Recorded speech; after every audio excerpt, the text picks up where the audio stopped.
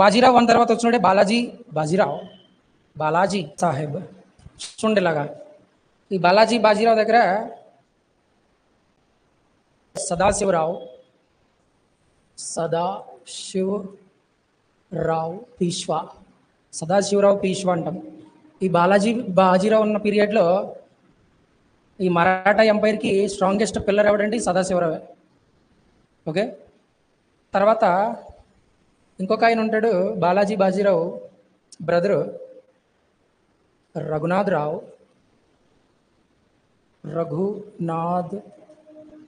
రఘోబా అంటాం. ఇతన్నే Raghoba. Okay, Sadasiva Rao, Raghunatha Rao and ఇతనితో పాటు బాలాజీ బాజీరావుకు కొడుకుంటాడు. అతని పేరే విశ్వాసరావు. సదాశివ్, రఘోబా అండ్ విశ్వాసరావు, వీళ్ళ ముగ్గురిని బాలాజీ బాజీరావు తరపున దండయాత్రలు చేసి చుట్టుపక్కల రాజ్యాలన్నీ ఆక్రమించేసుకుంటారు. ఓకే, సో అదే బెంగాల్ నవాబ్ ఎవడంటే అప్పుడు ఆలీ వర్డీ ఖాన్ అని చెప్తాం. ఆలీ వర్డీ ఖాన్ ఉంటాడు, ఇతను ఓడిస్తారు.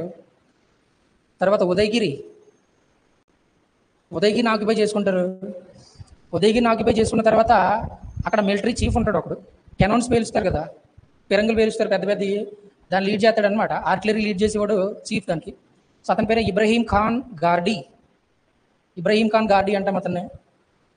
సో ఎప్పుడంటే ఉదయగిరి కాన్క్వెస్ట్ తర్వాత, విక్టరీ తర్వాత ఎవరిని తీసుకెళ్ళిపోయారంటే మరాఠా సామ్రాజ్యానికి ఇబ్రహీం ఖాన్ గార్డీ.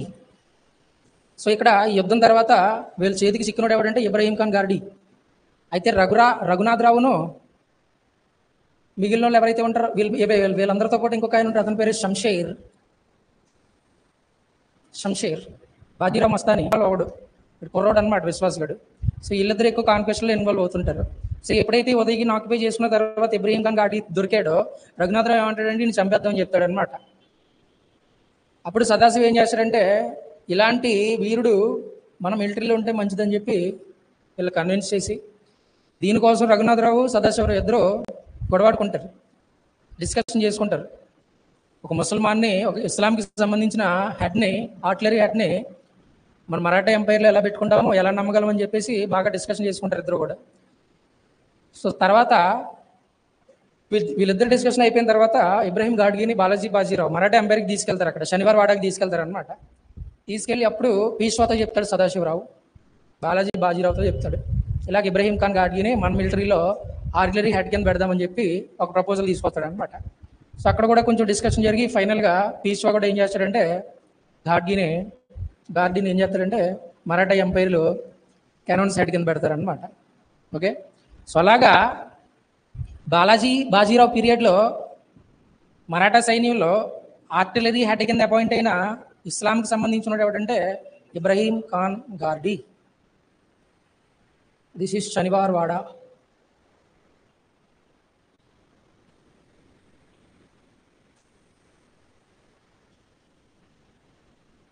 ఇక్కడ గంగా యమున దోబ్ ఏరియా అనమాట. ఇది గంగా యమున దోబ్ రీజియన్ అంటాం దీన్ని. ఇక్కడ నజీబ్ ఉద్దౌలా ఉంటాడు. నజీబ్ ఉద్దౌలా ఏం చేస్తాడంటే అప్పటికే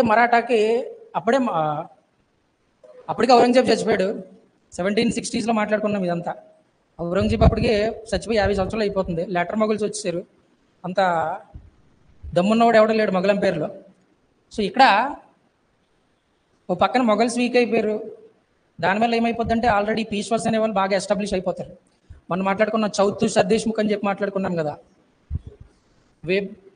ఇన్వేషన్స్ నుంచి కాపాడుకోవడం కోసం వాళ్ళ దగ్గర నుంచి ట్యాక్స్ తీసుకొని వాళ్ళు ప్రొటెక్ట్ చేస్తుంటారు. That is chauth. So Najib Uddaula ఏం చేస్తాడంటే చౌత్ ట్యాక్స్ అనేది కట్టడు. Okay, Najib refused to pay the tax to Peshwa. అప్పుడు ఇక్కడ ఏం జరుగుతుందంటే శనివారం వాడలో ఒక ఎపిసోడ్ జరుగుతుంది.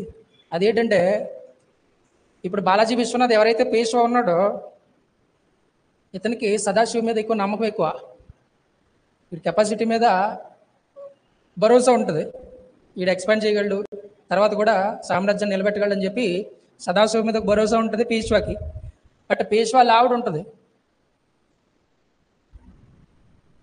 ఈయన ఎంకరేజ్ చేయడం ఇష్టం ఉండదు అనమాట ఆవిడికి. ఓకే, ఆల్మోస్ట్ అన్ని పవర్స్ కూడా ఎవరికి ఇస్తాడంటే సదాశివకి ఇస్తాడు. బట్ ఇలా ఆవిడ ఏం చేసిందంటే, నువ్వు ఇప్పుడు సదాశివకి కానీ అన్ని పవర్లు ఇచ్చేలాగుంటే నెక్స్ట్ పీశ్వా సదాశివ అవుతాడు, అప్పుడు విశ్వాస్ గడు ఏం చేయాలని చెప్పి అడుగుద్ది అనమాట. విశ్వాస్ ఉన్నాడు ఆల్రెడీ ఆడు కొడుకు, నెక్స్ట్ పీశ్వాడు అవ్వాలి కదా, ఆ ఓవర్టేక్ చేసి సదాశివ అయిపోతాడు ఏమన్నా ఆత్మరిస్తేనే. సో అందుకని వైఫ్ ఏం చేసిందంటే బాలాజీ మీన్స్ కన్విన్స్ చేసేసి అవి ఇవి చెప్పి ఎక్కించేద్ది అనమాట అడిగి. పాప మీరు రెచ్చిపోయి బాలాజీ బాజీరావు రెచ్చిపోయి ఏం చేస్తాడంటే సదాశివ్కి అసలు మిలిటరీలోనే లేకుండా చేస్తాడు. ఇప్పుడు బాహుబలి సినిమాలో రానగడు కింగ్ అయిన తర్వాత అనుష్క ప్రెగ్నెంట్ అని చెప్పి నువ్వు దగ్గరుండి చూసుకోవాలని చెప్పి సర్వ సైన్యాధిపతికని తీసేసి వేరేదేదో ఇస్తాడు కదా, ఇక్కడ కూడా అంతే. సదాశివుని పిలుస్తాడు బాలాజీ బాజీరావు, పిలిచి నీకు మంచి పోస్ట్ ఇస్తుందని చెప్పి ధనమంత్రి ఫినాన్స్ మినిస్టర్ని చేస్తాడు. ఫినాన్స్ మినిస్టర్ అంటే యుద్ధాలు చేసేది ఏంటి ఉండదు, విశ్వ దగ్గర కూర్చొని రాసుకోవడం చౌతి ఎంత అవుతుంది, సర్దేశముఖి ఎంత అవుతుందో. ఓకే, సో ఇక్కడ ఏమైపోయిందంటే సదాశివ ఏమైపోయాడంటే శనివారం వాడకి రిస్ట్రిక్ట్ అయిపోయాడు. ఫైనాన్స్ మినిస్టర్ అంటే ఎక్కడే ఉండాలి ఇంక ఎంపైర్లో.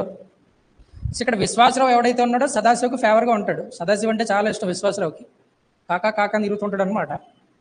ఓకే, సో బాగానే ఉంది. ఇక్కడ ఫైనాన్స్ మినిస్టర్ కింద సదాశివం చేశారు. ఇదే పీరియడ్లో ఏమైపోతుంది అంటే నజీబుద్దౌలా అక్కడ ట్యాక్స్ పే చేయడం అనమాట. ఇక్కడ సౌత్ ట్యాక్స్ అనేది పే చేయడు. సో ఇక్కడ డిస్కషన్ చేసుకుంటే శనివారం వాడలో డిస్కషన్ జరుగుతాయి. నజీబు ట్యాక్స్ కట్టట్లేదు, ఏం చేద్దామని చెప్తే మరి మీరేమో ఇక్కడ ఉండిపోయారు ఫైనాన్స్ మినిస్టర్ కింద, రాడి మీద దండయాత్ర ఎవరు చేస్తాడంటే ఈ ఏరియాలో మరాఠా సామ్రాజ్యానికి సంబంధించిన వాళ్ళు 5 గ్రూపుల కింద విడిపోయాడని చెప్పుకున్నాం.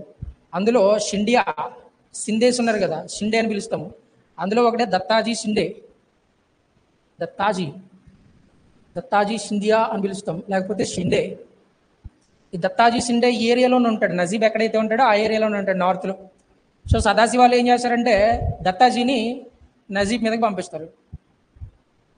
నజీబ్ గారి చేత ఆ నోడించేసి చౌతు కట్టించాలా, లేకపోతే కంప్లీట్గా నజీబ్ ఏదైతే రూల్ చేస్తున్నాడో అది మరాఠా ఎంపైర్లో మెర్జ్ చేసేలా. బట్ ఇక్కడ ఏమైపోద్దంటే రివర్స్లో నజీబుద్దౌలా, this is Delhi,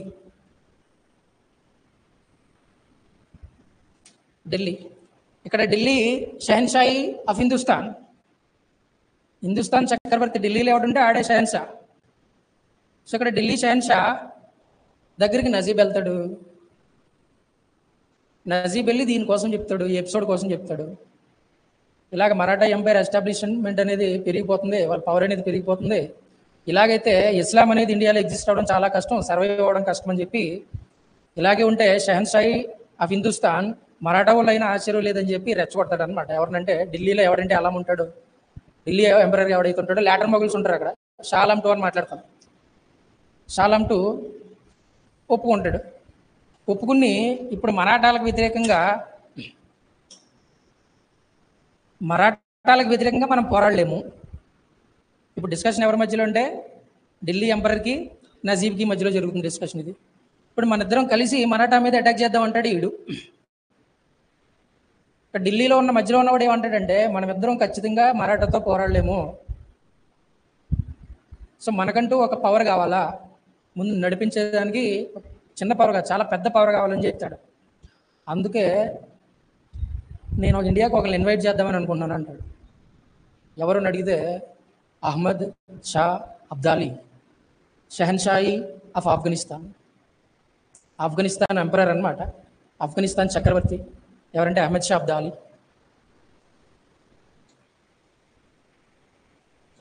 Ahmed Shah Abdali. So ఇదంతా జరిగేదానికంటే ముందే మరాఠా ఎంపైర్లో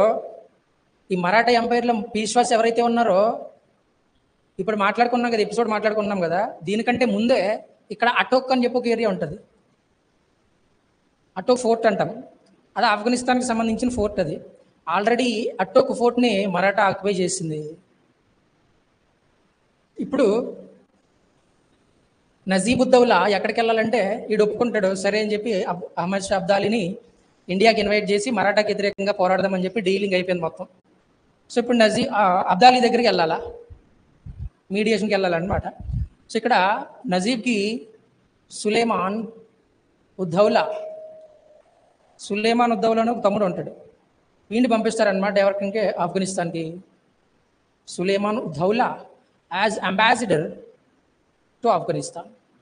ఆఫ్ఘనిస్తాన్కి రాయబారి కింద వెళ్ళాడు సులేమాన్ ఉద్దౌలా. సో ఇతను ఏదైతే చెప్తాడో ఇండియాలో ఇలాగా మరాఠా ఎంపైర్ అనేది బాగా పవర్ కంట్రోల్లోకి తీసుకుని చేస్తుందని చెప్పి ఆల్రెడీ మీ అటోకును కూడా వాళ్ళు ఆక్యుపై చేశారు. ఈసారి కన్నా మీరు ఇండియా మీద అటాక్ చేసి ఇలా ఉంటే ప్రజెంట్ మీరు షెహన్షా ఆఫ్ ఆఫ్ఘనిస్తాన్, దుర్రాని అని పిలుస్తారు అతన్ని. అంటే ఆఫ్ఘనిస్తాన్ చక్రవర్తి అని అర్థం అనమాట. ఓకే, ఆఫ్ఘనిస్తాన్కి చక్రవర్తి కింద ఉన్నారు. ఇప్పుడు కన్నా ఢిల్లీని ఆక్యుపై చేసుకున్నారు అనుకోండి, తుమ్ షెహన్షాయి of India, you will become emperor of India also. Okay, ఇలాగని చెప్పి సులేమాన్ ఉద్దౌలా, ఈ నజీబ్ ఉద్దౌలా వీళ్ళందరూ చెప్పి అహ్మద్ షా అబ్దాలీకి ఒప్పిస్తారనమాట. అహ్మద్ షా అబ్దాలీ ఏం చేస్తాడంటే ఇండియా మీద అటాక్ చేసేదానికి ఒప్పుకుంటాడు. ఓకే, సో ఇదంతా ఎక్కడ జరుగుతుందంటే ఢిల్లీలో జరుగుతుంది. ఇప్పుడు శనివారం వాడలో ఏం జరుగుతుందో చూద్దాం. పీష్వా ఉన్నాడు. ఇక్కడ ఏమైపోయిందంటే చూడు, దత్తాజీ షిండేని చంపేశాడు నజీబ్ ఉద్దౌలా దత్తాజీని చంపేశాడు. ఎందుకంటే ఆల్రెడీ వీళ్ళు కూటమిని ఏర్పాటు చేసుకుందామని డిసైడ్ అయిపోయాడు నజీబ్ ఉద్దౌలా. ఆ డిసైడ్ అయిన తర్వాతే మరాఠా మీద చేయడానికి అడిగి దమ్ము ఉంటుంది. లేకపోతే ఈ వెనకాల అంత పెద్ద పవర్ లేకపోతే చేయలేడు ఇండియాలో. ఎందుకంటే నజీబ్ గడు మరాఠాకి చౌత్ కడుతున్నట్టంటే వాళ్ళ కింద పనిచేస్తున్నాడు వీడు కదా.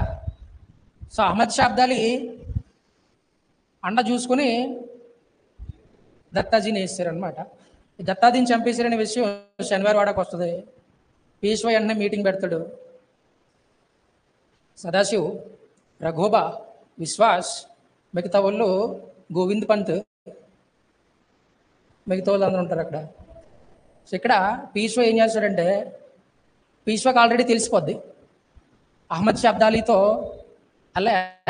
అలియన్స్ పెట్టుకొని వీడంత ధైర్యం చేశాడని చెప్పి సదాశివ్తో చెప్తాడు. సదాశివ్ అడుగుతాడు అనమాట, నజీబ్ గారికి ఇంత ధైర్యం ఎక్కడి నుంచి వచ్చిందని అడిగితే అప్పుడు పీష్వా చెప్తాడు అహ్మద్ షా అబ్దాలీతో కలిసిపోతున్నారు వీళ్ళందరూ అని చెప్పి. ఓకే, సో పీష్వా ఏం చేస్తాడంటే వెంటనే మీటింగ్ అరేంజ్ చేస్తాడు. గణేష్ హాల్ ఉంటుంది అనమాట. వీళ్ళు మీటింగ్ ఎక్కడ పెట్టుకుంటారు, పెద్ద గణేష్ హాల్ అంటారు, గణేష్ మందిర్ అంటాం దాన్ని, అక్కడ పెడతారు. సో సదాశివ్ ఇనిషియేట్ చేస్తాడు. ఓకే, ఈ వారిలో అహ్మద్ షా అబ్దాలీని ఎలాగైనా ఆపాలని చెప్పి చెప్తాడు. అహ్మద్ షా అబ్దాలీని ఆపాలంటే 1,00,000 మంది సైన్యం వాడిది. వీడి దగ్గర 1,00,000 మంది కాకపోయినా 60,000-70,000 మంది ఉండాల్సి ఉంటుంది. అయితే ఇక్కడ రఘోబా దగ్గర 40,000 మంది ఉంటారు. వాళ్ళు లక్ష అయితే ఏముంది, మన వాళ్ళందరూ సింధియాలు, భోంస్లీలు, హోల్కర్లు, గైకోడ్లు వీళ్ళందరూ కలిస్తే సైన్యం ఎక్కువ వచ్చింది. ఇంకా మనకి నార్త్లో తెలిసిన రాజులు చాలామంది ఉంటారు, వాళ్ళ సైన్యాన్ని కూడా కలుపుకుంటాము. మన రఘోబా దగ్గర 40,000 సైన్యం ఉంటుంది అని చెప్పి రఘోబాకి ప్రపోజల్ పెడతారు. అప్పుడు రఘోబా ఏం అడుగుతాడంటే ₹1,00,00,000 విలువ చేసే గోల్డ్ అడుగుతాడు, దాంతోపాటు క్యాష్ కూడా అడుగుతాడు. అప్పటికే మరాఠా ట్రెజరీ అనేది డిక్లైన్ అయిపోవడం అంటే చాలా లోలో ఉంటుంది అనమాట. కానీ డిమాండ్ చేస్తాడు రఘోబా. ఓకే, డిమాండ్ చేస్తే దానికి అవ్వదు, అంత లేదు వీళ్ళ దగ్గర. సదాశివ ఏం చేస్తాడంటే నార్త్లో చాలా రాజ్యాలు తెలుసు మనకి, వాళ్ళందరూ సైన్యం కలుపుకొని మేము అబ్దాలీకి ఎదురెళ్తామని చెప్పి అంటాడు. రఘునాథరావు తిడతాడనమాట, అసలు ఏం తెలుసు అని చెప్పి అహ్మద్ షా అబ్దాలీ కోసం లక్షల్లో ఉంటుంది అడి సైన్యం, నువ్వు ఉదయగిరి గెలిచేసినంత మాత్రం నువ్వు పెద్ద తోపులో ఫీల్ అయిపోతున్నావేమో. ఉదయగిరి ఇందాక ఇబ్రహీం ఖాన్ ఘాటిని పట్టుకున్నారు కదా, ఆ ఉదయగిరి కాన్క్వెస్ట్ ఎవరి వల్ల సక్సెస్ అయిందంటే మెయిన్ సదాశివ్ వల్లే. కాబట్టి ఉదయగిరిని నేను చేసినంత మాత్రం నువ్వు తురుంకానో కాదని చెప్పి రఘోబా ఏం చేస్తాడంటే ఎలియన్స్ నుంచి బయటకు వచ్చేస్తాడు. ఎలియన్స్ నుంచి బయటకు వచ్చేసిన తర్వాత సదాశివ్ ఏం చేస్తాడంటే డ్రాప్ అయ్యే ప్రసక్తి లేదు, ఈసారి ఖచ్చితంగా అబ్దాలీ అక్కడే ఆపాలని చెప్పి సదాశివ ప్రపోజల్ చేస్తాడు.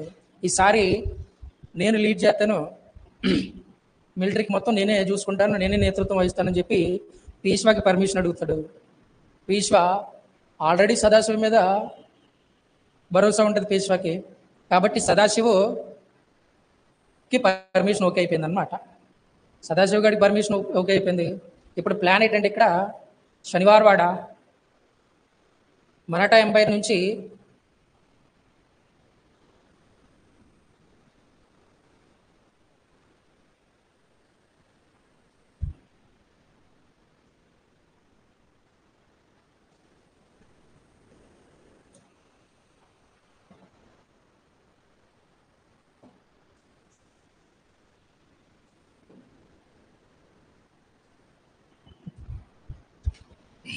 చూడండి. సో సైన్యాన్ని వేసుకుని ఇక్కడ సదాశివ్, శంషేర్, విశ్వాస్, సదాశివ్, శంషేర్, విశ్వాసరావు వీళ్ళు ముగ్గురు ఏం చేస్తారంటే బయలుదేరుతారు. ఇప్పుడు ఇందాక ఆల్రెడీ అసలు మిలిటరీలో లేకుండా చేసింది అలావిడి, ఫైనాన్స్ మినిస్ట్రీ ఇప్పించింది సదాశివ్కి. సో ఇప్పుడు ఈ మిలిటరీకి సదాశివ్ లీడ్ చేస్తున్నాడు, నేతృత్వం వహిస్తున్నాడు. ఒకవేళ యుద్ధం గెలిచారనుకోండి, యుద్ధం గెలిచే పీరియడ్లో ఏమైపోద్ది అంటే ఇక్కడ ఢిల్లీ కూడా వీళ్ళ చేతిలోకి వచ్చేది, మరాఠా చేతిలోకి వస్తుంది. అప్పుడు ఢిల్లీ ఎవరిదైతే షహన్షా ఆడే అవుతాడు. ఒకవేళ వీటిని లీడ్ చేశారనుకో సదాశివ్, ఢిల్లీ కూడా ఆక్యుపై చేసుకుని ఢిల్లీ సింహాసనం మీద సదాశివ్ కూర్చుంటాడు అని చెప్పి పేష్వాలు ఆవిడ చెప్పింది అనమాట. అప్పుడు మళ్ళీ పేష్వా వచ్చేసి, సదాశివు నువ్వు కొంచెం పక్కనుండు, విశ్వాసం దీన్ని లీడ్ చేస్తాడు, విశ్వాసం జాగ్రత్తగా చూసుకో అని చెప్తాడు అనమాట. అర్థమైపోద్ది, సదాశివకి అర్థమైపోద్ది. వాళ్ళ సదాశివకి అన్నయ్య అవుతాడు అనమాట బాజీరావు. అన్నయ్య వదిలికి ఇద్దరికి చెప్తాడు, సింహాసనం కోసం నాకేం కోరికలేదు, మీరేం భయపడకండి, మీరేం ఆవేశపడకండి. సరే ఎనీవేస్ మీ ఉద్దేశం మీకు ఉంది కాబట్టి విశ్వాసం నాతో పాటు తీసుకెళ్తాను, విశ్వాసకి ఏం కాకుండా నేను చూసుకుంటానని చెప్పి సదాశివ్ మాట ఇస్తాడు. Okay, right. సో ఫస్ట్ ఇలా స్టార్ట్ అయిపోయారు. ఇక్కడ సదాశివ్కి ఒక భార్య ఉంటుంది, ఆవిడ పేరే పార్వతి. పార్వతి అంటాం, రాయల్ డాక్టర్ అనమాట అమ్మాయి. శనివారం వాడల్లో డాక్టర్ కింద ఉంటుంది. డాక్టర్ కింద నుండి సదాశివం లవ్ చేసిద్ది అనమాట. లవ్ చేసి పెళ్లి చేసుకుంటుంది. సో వీళ్ళు యుద్ధానికి వెళ్ళేటప్పుడు పార్వతి కూడా సదాశివతో పాటు వెళ్ళిద్ది అనమాట. ఎందుకంటే డాక్టర్ కదా, యుద్ధంలో అవసరం వచ్చింది కదా, అందుకని వెళ్తారు. సో స్టార్ట్ అయ్యారు, చలో ఢిల్లీ, హర్ హర్ మహాదేవ్ అని చెప్పి ఢిల్లీకి వెళ్ళిపోతున్నారు.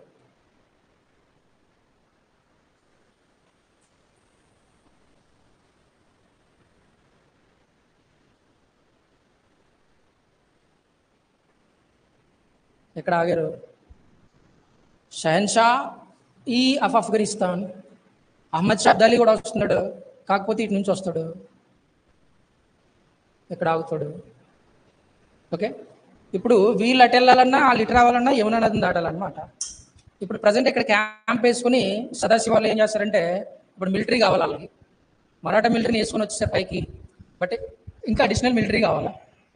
ఓకే, సో వీళ్ళతో పాటు ఉన్న వాళ్ళందరినీ కలిపేసుకుంటారు. కొంతమంది ఈజీగా కలిసిపోతారు. బట్ ఇక్కడ షుజా ఉన్నాడు, షుజా ఉద్దౌలా దగ్గరికి వెళ్ళి గోవింద్ పంత్ అని చెప్తాం.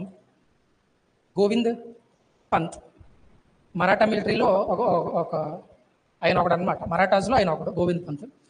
సో అయితే ఇక్కడ సదాశివ్ తరపున ఎవరు వెళ్తాడంటే గోవింద్ పంత్ వెళ్తాడు ఎక్కడికి, షుజా ఉద్దౌలా దగ్గరికి వెళ్ళి అహ్మద్ షా అబ్దాలీకి వ్యతిరేకంగా రివోల్ట్ చేస్తాం. ఇక్కడ నువ్వు కానీ మరాఠాస్కి సపోర్ట్ చేసేలాగుంటే నిన్ను ఢిల్లీకి వజీర్ని చేస్తాడు సదాశివ్ అని చెప్పి గోవింద్ పంత్ చెప్తాడు.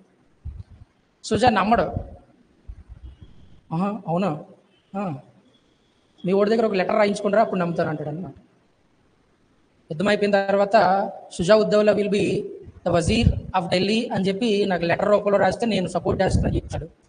గోవింద్ పంత్ దాందే ఉంది, అలాగే చేద్దామని చెప్పి షుజాను ఒప్పించాడు. సో సుజా దగ్గర 20,000 పైన 30,000 పైన ఉంటుంది మిలిటరీ. సుజా వీళ్ళతో కలిసిపోయాడు. రైట్, ఇక్కడే ఇంకొక రాజ్యం ఉంటుంది అని ఒకడు ఉంటాడు. ఆల్రెడీ సదాశివ్ అంటే ఆడికి పడదు. ఆడి దగ్గర ఎంత ఉంటుందంటే 5,000 మంది సైన్యం ఉంటుంది.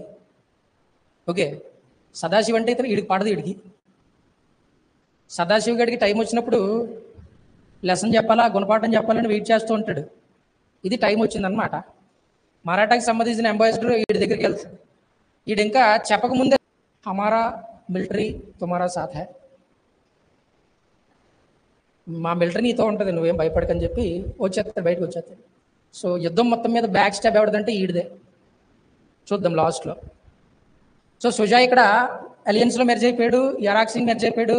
వీళ్ళతో పాటు షిండేస్ ఉన్నారు, వేరే వేరే కింగ్స్ అందరూ వీళ్ళతో కలుస్తారు. రైట్, అంతా బాగానే ఉంది. అహ్మద్ షా అబ్దాలీ ఇక్కడికి రీచ్ అయిపోయాడు. యమునా నదికి ఒడ్డున అవతలేమో వీళ్ళు ఉన్నారు, యువతలేమో సదాశివ్ ఉన్నాడు. సో ఇక్కడ నుంచి పక్కనే అవధ్ ఉంటుంది అనమాట. అహ్మద్ షా అబ్దాలి. అహ్మద్ షా అబ్దాలీని ఎవడు తీసుకొచ్చాడంటే ఇండియాకి నజీబ్ గఢ్ వల్ల జరిగింది ఇదంతానే. సో నజీబ్ని అడుగుతాడు ఈ పక్క రాజ్యం ఎవడదని. ఎవడదంటే షుజావుద్దౌలా, అవధ్ షుజావుద్దౌలా. షుజావుద్దౌలా ముసల్మాన్, ఆడు ముస్లిమే ఈడు ముస్లిమే. సో నజీబ్ వెంటనే అబ్దాలి ఏం చేస్తాడంటే షుజావుద్దౌలా దగ్గరికి పంపిస్తాడు. సో ఇక్కడ డీలింగ్ చేస్తాడు అనమాట నజీబ్ గఢ్ వచ్చి. మళ్ళీ ఆల్రెడీ వీళ్ళ దగ్గర కమిట్ అయిపోయాడు, బట్ మళ్ళీ నజీబ్ వచ్చి డీలింగ్ చేసుకుంటాడు. నువ్వు ముస్లిమే, నేను ముస్లింనే, అలా ఒక ముస్లిం వచ్చి అడిగినప్పుడు ఇగ్నోర్ చేయకూడదని చెప్పి ఐసీ హెత్తాను నజీముద్దౌలా గారు, షుజావుద్దౌలాని. ఓకే, ఆల్రెడీ నాకు ఆఫర్ ఇచ్చారు మరాఠా వాళ్ళు ఢిల్లీకి వజీర్ని చేస్తారని చెప్పి ఆఫర్ ఇచ్చారని చెప్తాడు. వాళ్ళ ఆఫర్లో బొంగుల ఆఫర్లో వాళ్ళు ఇంకా నోటి మాటతో చెప్పారు, నీకు డైరెక్ట్గా నీకు అహ్మద్ షా అబ్దాలీ చేత రాయించుకొని తీసుకొస్తానని చెప్పి షుజా నాడు వైపు తిప్పేసుకుంటాడు అనమాట. ఓకే, సో షుజా, అహ్మద్ షా అబ్దాలీ, నజీబుద్దౌలా వీళ్ళందరూ ఒక సైడ్ ఉన్నారు.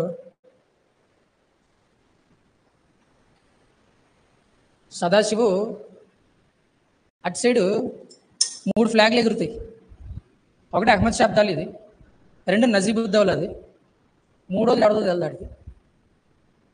3వది ఎగురుతుంది కానీ ఎవరిదో తెలియదు. 3వ జెండా ఎగురుతుంది ఎవరిదని చెప్పి షాక్ అవుతాడు మనోడు సదాశివు. షాక్ అయ్యి గోవింద్ పంత్కి చెప్తాడు అనమాట, అటు సైడ్ వేరే జెండా అయితే ఎగురుతుంది చూడమని.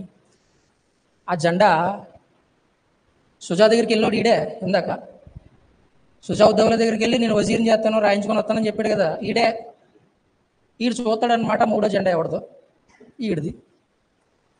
షుజాగఢ్ మార్చేయడు, రూట్ మార్చేయడని చెప్పి సదాశివకి క్షమించమని అడుగుతాడనమాట. ఈడయ్యమ్మ 2-3 రోజుల్లో మొత్తం ప్లేట్ తిప్పాడు షుజాగఢ్ అని చెప్పి మొత్తం నిరాశ అయిపోతారు. అందరికీ ఇంకా లో ఫీలింగ్ వచ్చేది అనమాట. ఎందుకంటే షుజాగఢ్ మిలిటరీ బాగుంటుంది, అవధ్ మిలిటరీ గట్టి మిలిటరీ అది. సో అదే వాళ్ళ సైడ్కి వెళ్ళేటప్పటికి కొంచెం ఇది అవుతారు అనమాట. రైట్, ఇక్కడ యమునా నదిని దాటాల్సి ఉంటుంది. వాళ్ళు యుద్ధం చేయాలన్నా వీళ్ళు యుద్ధం చేయాలన్నా. వరదల వల్ల ఏమైపోతుందంటే యమునా నది మీద బ్రిడ్జ్ కట్టేదానికి అవకాశం లేదు. అప్పుడు గోవింద్ పంత్ ఏం చెప్తాడంటే, గోవింద్ పంత్ ఇంకా పెద్దోళ్ళు ఉంటారు, పెద్దోడు వీడు స్వతంత్ర సమరయోధుడు అనమాట. ఇంకా పెద్దోళ్ళు అందరూ ఏం చెప్తారంటే, సదాశివం మనం వెనక్కి వెళ్ళిపోదాం, మళ్ళీ ఎప్పుడైనా తర్వాత మళ్ళీ వద్దామని చెప్పి అంటాడు. అప్పటికే బోల్డ్ అంత మిలిటరీ 4 రోజులు అయిపోద్ది. శనివారం వాడ నుంచి బయలుదేరి ఇక్కడికి వచ్చేటప్పటికి నెల పట్టింది. ఆ నెలలో మిలిటరీకి ఫుడ్ ఇవన్నీ అయిపోయి మొత్తం క్లోజ్ అయిపోద్ది. ఆల్రెడీ ఎలియన్స్ని కూడా ఏర్పాటు చేసుకున్నారు. ఈ టైంలో వెనక్కి వెళ్ళిపోదామని చెప్తాడు వీడు. వెనక్కి వెళ్ళే ప్రసక్తి లేదని చెప్పి కొత్త ప్లాన్ వేస్తాడు అనమాట. ఆ కొత్త ప్లాన్ ఏంది చూడు, ఇది యమునా.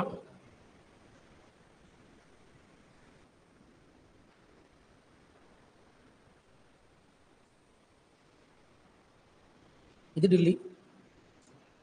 ఇక్కడే ఇంకొక సామ్రాజ్యం ఉంటుంది. ఎవరిదంటే అది కూడా నజీబాలకు సంబంధించింది. అది ఇస్లాం రూలింగ్లో ఉన్న ఫోర్ట్. అది కూడా ఢిల్లీలో రెడ్ ఫోర్ట్, ఇక్కడ ఒక ఫోర్ట్ ఉంటుంది. సో ఇక్కడ సదాశివ్ ఏం చేస్తాడంటే, ఇక్కడ ఉన్నాడు కదరా అహ్మద్ షా అబ్దాలీ, ఇక్కడ ఉన్నాడు. సో సదాశివ్ ఏం చేస్తాడంటే నదిని దాటడానికి బ్రిడ్జ్ కట్టేదానికి అవ్వట్లేదు. సో వేరే ఆప్షన్ ఏంటంటే ఇక్కడ పైకి వెళ్తాడు, టువర్డ్స్ నార్త్ డైరెక్షన్ వెళ్ళి ఢిల్లీకి రీచ్ అవుతాము. ఢిల్లీని ఫస్ట్ ఆక్యుపై చేసుకుందాం. ఢిల్లీ మన చేతుల్లోకి వచ్చింది అనుకోండి, అక్కడ దొరికే క్యానన్స్ కానీ అక్కడ దొరికే మిలిటరీ కానీ మనకి అడ్వాంటేజ్ అయ్యింది అని చెప్పి చెప్తాడు. సో ఈ ప్లాన్ ఏదో బాగుందని చెప్పి అందరూ ఫాలో అవుతారు. సో ఇక్కడ నుంచి ఉత్తరంగా బయలుదేరుతారు సైన్యం అంతా. బయలుదేరి ఢిల్లీకి వెళ్ళిపోతారు. ఇలా ఢిల్లీ వెళ్ళేటప్పటికి అహ్మద్ షా అబ్దాలీకి చెప్తారు. అప్పటి వరకు అటు సైడ్ ఇటు సైడ్ వాళ్ళు ఉన్నారు. అప్పటి వరకు గందరగోళం జరుగుతూ ఉంటుంది. అటు సైడ్ ఆల్ చేసేది, ఇటు సైడ్ ఏళ్ళు చేసేది. సో ఒకసారికి ఏమైపోతుందంటే అక్కడ క్యాంపులన్నీ తీసేస్తారు అనమాట మన వాళ్ళు. క్యాంపులు ఢిల్లీ వెళ్తున్నారు కదా, క్యాంప్స్ అన్ని తీసేసి ఎక్కడ వాళ్ళు అక్కడ చక్కబడేసుకుంటారు. చూడు అహ్మద్ షా అబ్దాలీతో చెప్తారు అనమాట, మరాఠా మిలిటరీ వెనక్కి వెళ్ళిపోయింది, ఇది గుడ్ న్యూస్ మనకని చెప్పి చెప్తాడు. అప్పుడు పక్కనే షుజావుద్దౌలా ఉంటాడు.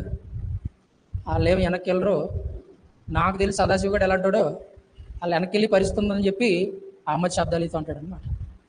అప్పుడు సేమ్ మళ్ళీ అబ్దాలీ ఏం ఆలోచిస్తాడంటే ఇది ఆలోచిస్తాడు, ఒకవేళ కన్నా నార్థన్ డైరెక్షన్లో వెళ్తే అలా తగిలిది ఏంటంటే ఢిల్లీని ఆక్యుపై చేస్తే మళ్ళీ మనకి రాడ్ అయిపోతుందని చెప్పి అహ్మద్ షా అబ్దాలీ కూడా పదండి ఢిల్లీ వెళ్దామని చెప్తాడు.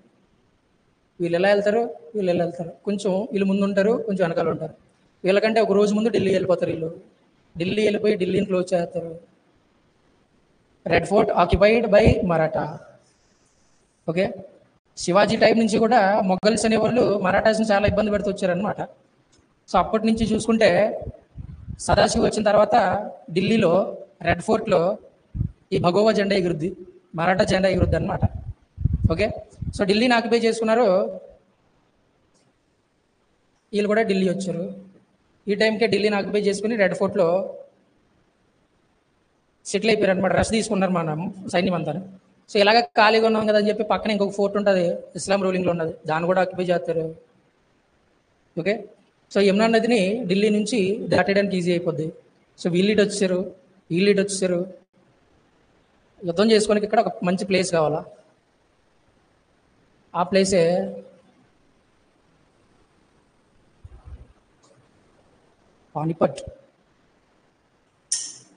పానిపట్టు. సో ఇక్కడ మరాఠా సైన్యానికి సంబంధించి చాలామంది మిలిటరీలు కలిసాయి కదరా.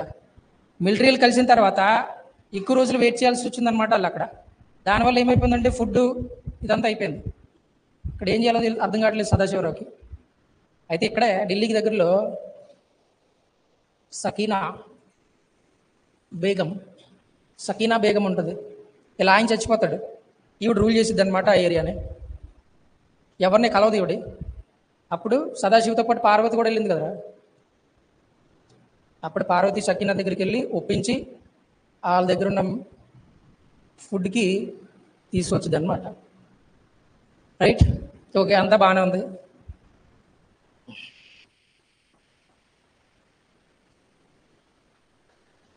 పానిపట్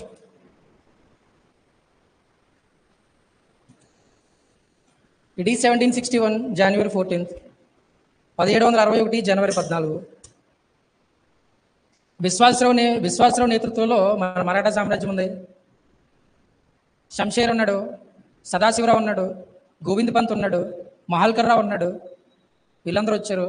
ఆ సైడ్ నజీబుద్దౌలా ఉన్నాడు, అహ్మద్ షా అబ్దాలీ ఉన్నాడు, షుజావుద్దౌలా ఉన్నాడు. రైట్, సదా శివ్, విశ్వాస్, శంషేర్, వీళ్ళు ముగ్గురు ఇంపార్టెంట్ ఇందులో. Versus Ahmad Shah Abdali, next Najib Uddaula, next Shujauddaula. So war start అయిపోయింది. వారు సగంలో ఆల్రెడీ రాణా సంగ్రామ్ సింగ్ దగ్గర మాట్లాడుకున్నాం మనం. సంగా మిలిటరీని చూసి బాబర్ సైన్యం పరిగెడిసిందని చెప్పి ఇక్కడ కూడా సేమ్ జరుగుద్ది. మరాఠాల దెబ్బకి అహ్మద్ షా అబ్దాలీ గారి మిలిటరీ పారిపోతారు. ఆ పారిపోయేవాడిని పట్టుకుని అహ్మద్ షా అబ్దాలీ ఏం చేశాడంటే పారిపోయేవాడిని పట్టుకుని చంపేస్తాడు. ఎవడన్నా పరిగెట్టాడా చచ్చాడే అని చెప్తాడు అనమాట. ఆ పారిపోయేవాళ్ళు మళ్ళీ వచ్చి మళ్ళీ ఎవడ పన్నాడు చూసుకుంటాడు. ఓకే, సో ఇక్కడ అఫీషియల్గా దీన్ని లీడ్ చేసేది ఎవడంటే విశ్వాసరావు, కానీ యాక్చువల్ లీడర్ ఎవడంటే సదాశివ్. అహ్మద్ షా అబ్దాలీ ఎవడి మీద టార్గెట్ చేస్తాడంటే విశ్వాస్ మీద టార్గెట్ చేస్తాడు. సదాశివ్ ఏం చెప్తాడంటే యుద్ధం యాక్చువల్గా రావద్దంటాడు, విశ్వాసం రావద్దంటాడు. ఎందుకంటే నాతో పాటు తీసుకెళ్తాను, విశ్వాసని కాపాడుకునే బాధ్యత నాదని చెప్పి వచ్చాడు అలమ్మా నాన్నతోని సదాశివరావు. కాబట్టి సదాశివ్ ఏం చేస్తాడంటే విశ్వాసం రావద్దంటాడు. బట్ నేను కూడా వస్తాను, యుద్ధంలో పాల్గొంటేనే కదా నేను కూడా తర్వాత పీస్వా అయ్యేది నాకు తెలిసిద్దని చెప్పి వస్తాడు. బట్ ఆ కండిషన్ పెడతాడు ఏంటంటే సదాశివ్ ఏం చెప్తాడంటే ఎలాంటి పరిస్థితుల్లో కూడా నీ ఏనుగు మించి నువ్వు కింద దిక్కంటాడు అనమాట. ఏనుగుల మీద ఉంటారు వీళ్ళు, సదాశివ్ కానీ శంషేర్ కానీ విశ్వాస్, వీళ్ళందరూ ఏనుగు మించి దిగొద్దు అంటాడు. చాలాసేపు విశ్వాస్ కూడా బాగానే పోరాడుతాడు, ఫైటింగ్ బాగానే చేస్తాడు విశ్వాసరావు కూడా. బట్ ఒకసారి ఏమైపోద్దంటే శంషేర్ని పొడిచేస్తారు. ఈయన కాపాడడం కోసం అని చెప్పి కింద దిగుతాడు అనమాట విశ్వాసం. కిందకి దిగితే విశ్వాసరావుని వేసేస్తారు. శంషేర్కి ఏమవుదు, ఇక్కడ ఊండి అవుతాడు, గాయం జరుగుద్ది, ఖచ్చితంగా పొడుస్తారు, బట్ శంషేర్ చచ్చిపోడు. ఓకే, సో ఇక్కడ సదాశివ్ ఏం చేస్తాడంటే వీరగొట్టుడు కొడతాడు వీళ్ళని, అబ్దాలీగఢ్ మిలిటరీని. వీళ్ళకు ప్లస్ ఏంటంటే మనోడు ఉన్నాడు కదా ఇబ్రహీం ఖాన్ గార్డీ, క్యానోన్స్ తీసుకొని పెరంగులతో తుక్కుని కొడతాడు. అల్లిపోతారు. అప్పుడే పారిపోయారని చెప్పాను కదా, అప్పుడే పారిపోతారు. యుద్ధం స్టార్టింగ్ ఏంటంటే ఫిరంగులతో కొట్టడమే. ఇబ్రహీం ఘాట్కి స్టార్టింగ్ వాటితో చేస్తారు. కొంత టైం అయిపోయేటప్పటికి ఫిరంగులు అనేవి అయిపోతాయి. అప్పుడు మిగతా సైన్యం ఏదైతే ఉందో వాళ్ళు యుద్ధం చేయాలా. ఓకే, సో ఇక్కడ ఇబ్రహీం గాడ్గి, షంషేర్, విశ్వాస్, సదాశివరావు వీళ్ళందరూ కూడా అహ్మద్ షా అబ్దాలీతో ఆల్ మిలిటరీతో గట్టిగా పోరాడతారు. ఇదే ప్రాసెస్లో ఇబ్రహీం ఖాన్ గాడ్గి చచ్చిపోతాడు, గాడ్గి చచ్చిపోయాడు, విశ్వాస్ చచ్చిపోయాడు, సదాశివరావు పోరాడుతున్నాడు. ఒక్కసారిగా ఇందాక చెప్పుకున్నాం కదరా, మా మిలిటరీ నీతోనే ఉంటుందని చెప్పాడు కదా, ఆడు వచ్చి ఒక స్టేట్మెంట్ ఇస్తాడు. ఆ రాజ్యం ఏదైతే ఉందో వాళ్ళ మిలిటరీ అంతా వెనక్కి వచ్చేయాలని చెప్పి.